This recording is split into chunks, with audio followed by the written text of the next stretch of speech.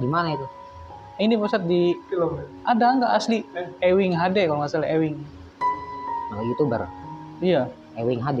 iya. HD. Ewing Ya HD. SD ya itu ya. Dia HD. itu ya itu dia. Penyebutan HD berarti kan? Iya. Kenapa nih? Itu ada teknologi itu. Jadi teknologi apa manusia diawetkan, dibekukan masih hidup. Cuma nanti mungkin 20 tahun ke depan atau 50 tahun ke depan itu ntar dihidupin lagi buat tahu gitu. Ada juga yang gunain itu buat misal sakit keras, pusat sakit yang emang gak ada obatnya gitu kan. Mungkin zaman sekarang apa peralatan medisnya belum secanggih nanti kali. Makanya nanti tahun 2100 berapa mungkin. Makanya baru dicairin lagi orangnya gitu, baru dianin lagi. Terus permasalahannya? Itu menyalahi ini gak usah apa namanya kemanusiaan. Kan kita menggunakan sesama manusia gitu kan. Tapi katanya untuk kemaslahatan umat gitu kan. Teknologi juga sih ya. Gak bakal berkembang kalau nggak ini katanya. Ya memang tentu namanya teknologi, sains perlu ada objeknya. Gak mungkin subjek doang. Subjek itu kan pemikirnya.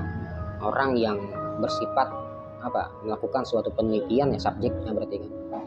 Objeknya ya kayak tadi orang tadi gitu. Sebetulnya pembahasan seperti itu masalah orang dibekukan terus ketika tahun 2100 sekian nanti dicairin lagi gitu kan. Pertanyaan saya, apakah dia akan tetap hidup?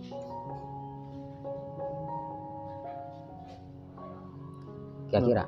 Belum tahu sih. Cuman kalau tumbuhan katanya udah pernah diuji coba hidup katanya. Tumbuhan kan coba Hewan hidup kan. Hewan hidup. Kalau manusia hidup udah diuji coba. Sekarang gini ya, kalau semisal memang seperti itu, pernah nonton film ini nggak? Peran utamanya itu Sylvester Stallone, Rambo. Tahu Rambo? Tahu. Itu ada filmnya dia. Dia dijadikan mumi beku gitu, ya kan? Dibekukan dia tuh kayak seorang penegak hukum, kayak polisi gitulah. Itu dibekukan dia. Dibekukan sampai nanti dibuka ketika memang ada kriminal yang benar-benar berat, baru dia dicairin lagi. Itu udah ada filmnya itu, ya kan? Apa judulnya saya lupa itu. Cari aja Rambo, manusia yang dibekukan gitu kan. Nah, terus keluar musuhnya itu, akhirnya dia dicairin, hidup lagi gitu. Ya kan? Itu kan secara fiksi ilmiah, itu kan fiksi ilmiah ya, fiksi ilmiah gitu. Kalau kita berbicara fiksi ilmiah tentu itu nggak bakal mungkin terjadi.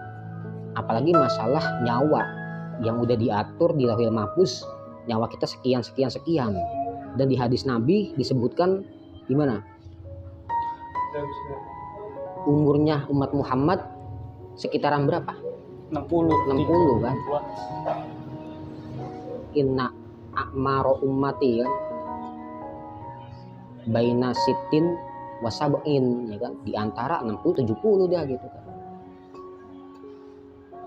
Kalau semisal udah lewat itu ya udah, permasalahannya itu saya tanyain, kalaupun memang dia untuk kemaslahatan umat ya kan, artinya nih ya satu, menentang takdir, ya kan, menentang takdir kemaslahatan umat gitu. Kalau untuk kemaslahatan umat tujuannya supaya semisal orang yang gak ada penyakit gak ada obatnya tuh, penyakitnya yang parah itu nanti gitu ya, semisal tahun bisa 2000 bisa sembuh gitu. Ada perkembangan lagi dari medisnya gitu, teknologinya gitu ya kan. Itu masalahnya gitu, Mam. Kalau memang secara kemanusiaan ya tentu, kalau bagi saya sih nggak masalah dilegalkan. Cuma pertanyaannya apakah nanti umur umat manusia itu sama, maksudnya bakal panjang kayak gitu kan? Itu sama kayak orang disantet berapa kali nggak mati gitu kan, karena emang ajalnya belum nyampe kan gitu.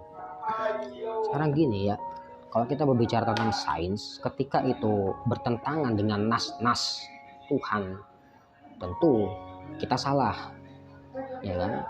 Jadilah kita Mu'tazilah gitu kan, ya kan? Kalau tidak menentang nas-nas Quran ya nggak masalah, is fair aja, fine aja, nggak masalah, fair aja kalau begitu gitu. Makanya kan orang-orang Mu'tazilah ketika ada dalil yang sekiranya itu bertentangan dengan akal pikirnya, dia hantam. Gimana caranya nih sampai akal pikirnya gitu. Apa yang dilakukan semisal kayak tadi tuh, orang diawetkan, dibekukan gitu kan.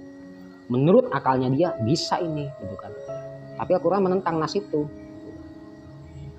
Tuh, kalau udah menentang itu harusnya nggak usah dilakukan gitu.